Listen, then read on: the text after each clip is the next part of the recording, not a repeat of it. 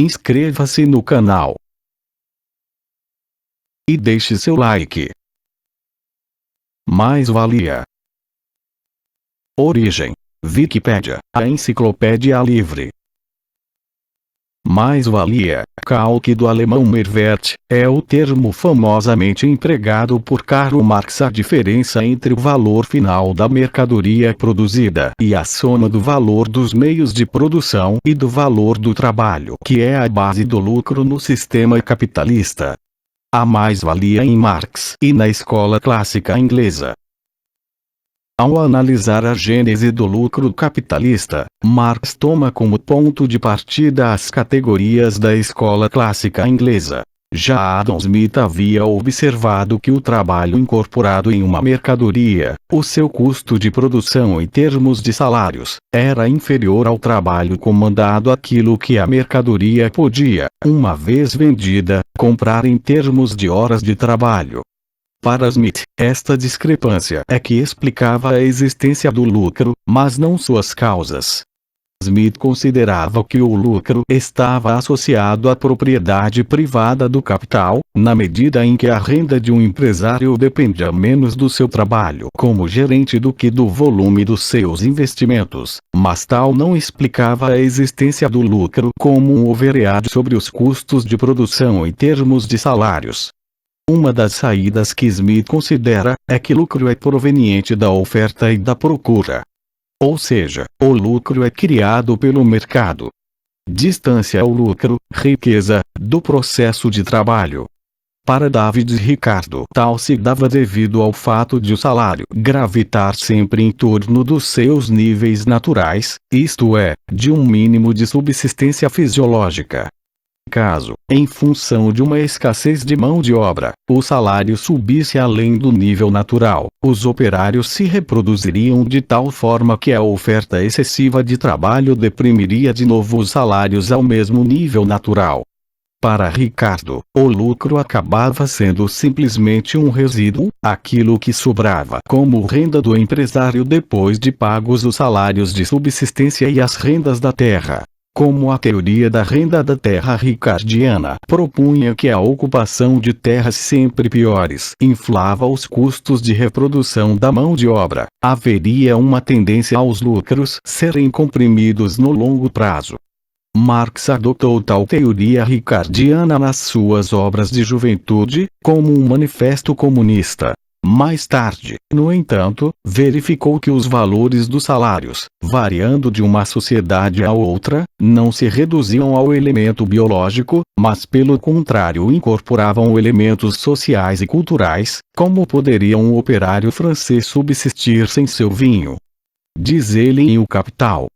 Ele também reparou que o lucro dependia, pelo menos em parte, da produtividade física do capital, o que fez com que buscasse sair das constatações simples de seus predecessores para elaborar uma teoria mais aprofundada das causas efetivamente sociais do lucro capitalista.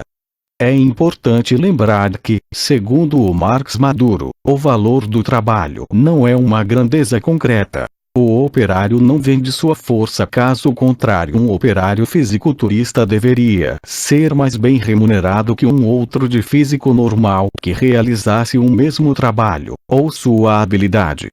Pelo contrário, o progresso da mecanização garante um padrão uniforme de produtividade física dentro de cada ramo de atividade e para cada tipo de ocupação, igualando, até certo ponto, habilidosos e obtusos.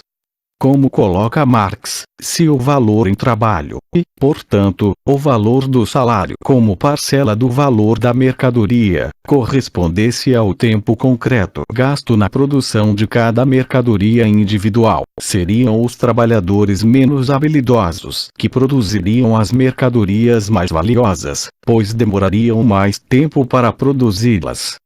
O valor do trabalho é abstrato, no sentido em que o valor padrão de um salário para uma determinada atividade, e para uma determinada duração da jornada de trabalho, é dado pelo mercado, isto é, pela demanda agregada dos capitalistas. Para Marx, em princípio o salário capitalista é justo. O capitalista não necessita explorar seus operários do seu salário de mercado para lucrar. O lucro tem uma causa concreta. Ele tem por causa a propriedade privada do capital. Mas supor que ele seja uma remuneração automática deste mesmo capital, uma vez investido, para Marx, fetichismo, pois supõe que uma coisa possa gerar sua remuneração, que o capital produza lucros e barra os juros como uma laranjeira produz laranjas. Esta origem do lucro não está, na sociedade capitalista, numa expoliação direta, como a apropriação da pessoa como trabalhador escravo, ou a cobrança de uma renda feudal, mas na medida em que o próprio salário justo tem seu valor estabelecido de modo a remunerar os trabalhadores com um valor menor do que o valor total das mercadorias por eles produzidas durante a jornada de trabalho contratada. É o que Marx chama de jornadas de trabalho simultâneas, uma paga, a outra não.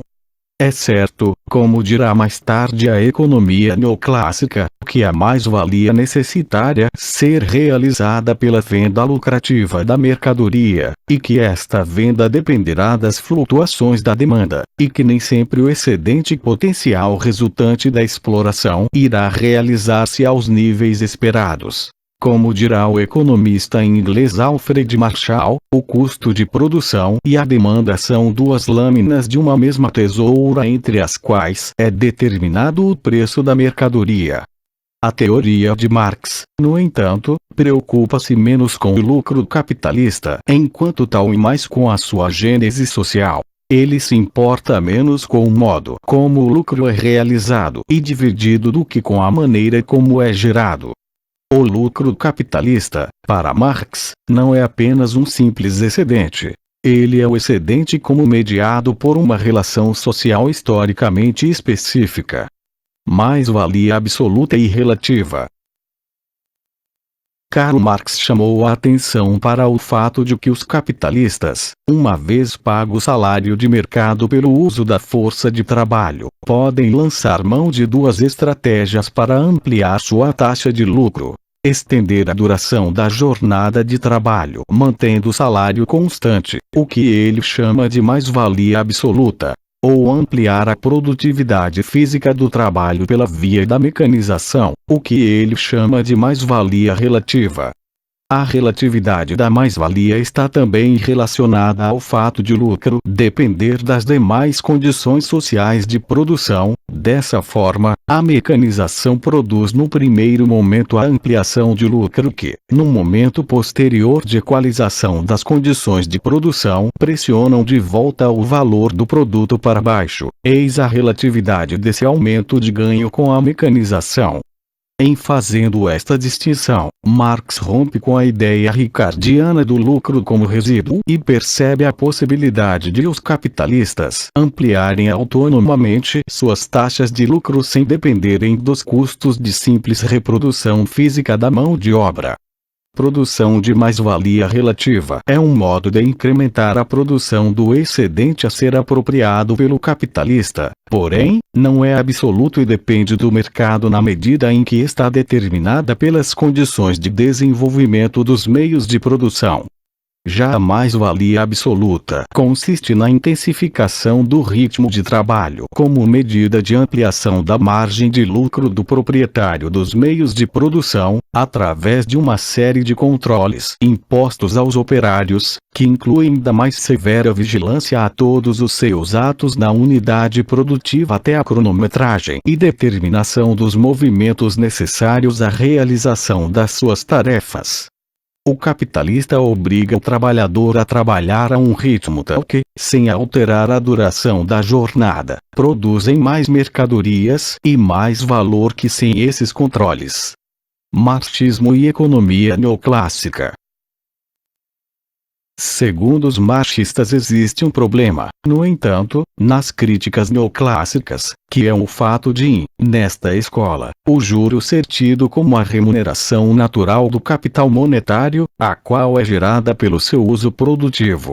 Daí, na crítica de von Bawerk, os trabalhadores, ao abrirem mão de poupar em seu salário, consentirem implicitamente no lucro capitalista. Para Marx, esta noção de que o juro seja uma remuneração natural do capital é uma característica daquilo que ele chama, nas suas teorias de mais-valia, economia vulgar. O juro não é uma categoria natural, e sim social. Para Marx, os trabalhadores não podem escolher gastar seus salários mais tarde, o que já era proposto, com o nome de teoria da abstinência por um pós-ricardiano, Nassau William Sr., que Marx critica no Capital, pela simples razão de que necessitam deles para sobreviver materialmente. O lucro, por sua vez, depende de processos de produção concretos para existir. Se eu coloco um capital de longo prazo para render juros com um prazo de carência de 15 anos, e neste ínterim o negócio em que investi falir, ficarei tão inadimplente quanto ficaria se fosse menos devoto. Para Marx, o juro é apenas e tão somente uma forma pela qual a mais-valia social geral, a soma das várias mais-valias particulares, circula ao nível microeconômico e é redistribuída entre os vários capitalistas, fundamentalmente, daqueles que realizam a produção industrial para os portadores do capital financeiro. Existe aí, portanto, entre o marxismo e a economia neoclássica, um vácuo conceitual não facilmente resolvível, especialmente quando se trata de autores da escola austríaca, que, seguindo os princípios estritos dos fundadores da escola neoclássica, o inglês William Stanley Jevons e o alemão naturalizado austríaco Menger, tentam explicar todos os fenômenos econômicos com base na ideia de utilidade marginal e não dão nenhum papel à quantidade de mão de obra na determinação do valor, contrariamente à escola neoclássica inglesa de Alfred Marshall, que, como já dito, busca uma síntese entre a economia clássica inglesa e o neoclassicismo jevoniano.